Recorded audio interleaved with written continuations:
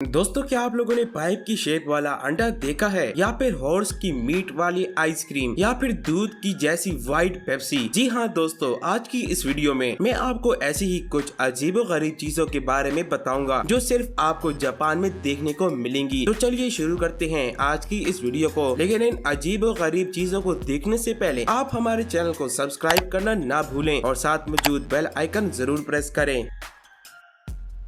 Number 1 पर है bread. दोस्तों, आप लोगों ने कई तरह की प्लास्टिक पैकिंग में अलग अलग तरह की ब्रेड्स देखी और खाई होंगी, पर क्या आपको पता है कि जापान एक ऐसा देश है जहां ब्रेड कैन में भी मिलता है? जी हाँ, ब्रेड वो भी कैन में। आप इस ब्रेड को वेंडिंग मशीन से परचेज कर सकते हैं। इन ब्रेड्स को कैन में लंबे समय तक रहने के लिए पैक किया जाता है ताकि वार के समय इस तरह के कैंस का इस्तेमाल करके एक इंसान लंबे समय तक जिंदा रह सके।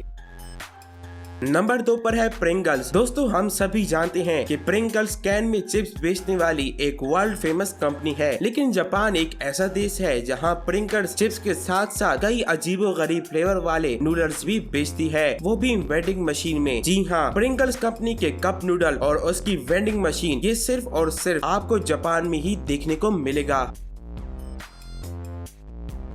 नंबर 3 पर है स्ट्रेंज कुकीज। दोस्तों, ज्यादातर लोग नाश्ते में चाय के साथ कुकीज या बिस्किट खाना पसंद करते हैं, मगर जापानी लोगों का स्टाइल थोड़ा हटकर है। जी हाँ, जापान के शहर में ऐसे बिस्किट भी मिलते हैं जिनमें डिफरेंट कीड़ों को डाला जाता है। पहले इन कीड़ों को साफ करके पानी में उबाला जाता है और फिर इन्हें बिस्किट के साथ बेक कर दिया जाता है। आपको बता दूं कि इन कीड़ों में 81% प्रोटीन होता है, इसलिए वहाँ के लोग प्रोटीन के लिए इस बिस्किट को बहुत ही शौक से खाते हैं।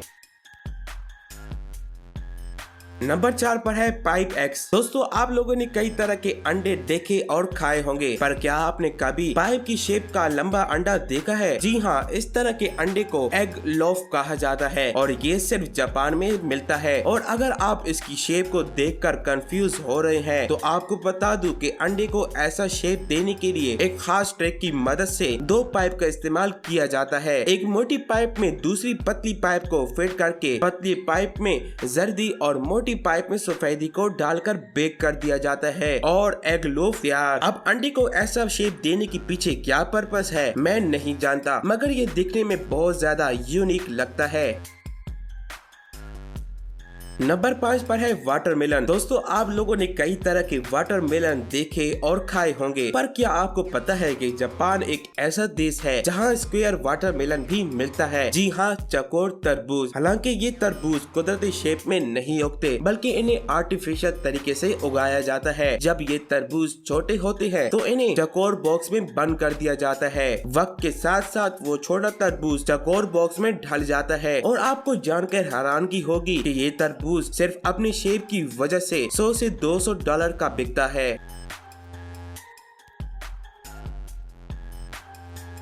नंबर 6 पर है किट कैट। दोस्तों, क्या आपको पता है कि जापान में सिर्फ एक दिन में 40 लाख से भी ज्यादा किट कैट बेची जाती हैं? जी हाँ, जापान में किट कैट को इतना ज्यादा पसंद किया जाता है। जापान में किट कैट की सबसे बड़ी मार्केट है, जिसको ध्यान में रखते हुए कंपनी ने जापान में 300 से भी ज्यादा फ्लेवर्स को जापानी मार्केट में लॉन्च किया। इनमें sweet potato, chilli pepper, green tea, lemon और चोको बनाना जैसे कई अजीबोगरीब फ्लेवर्स शामिल हैं। किट कैट के इतने सारे अजीब फ्लेवर्स आपको सिर्फ और सिर्फ जापान में देखने को मिलेंगे।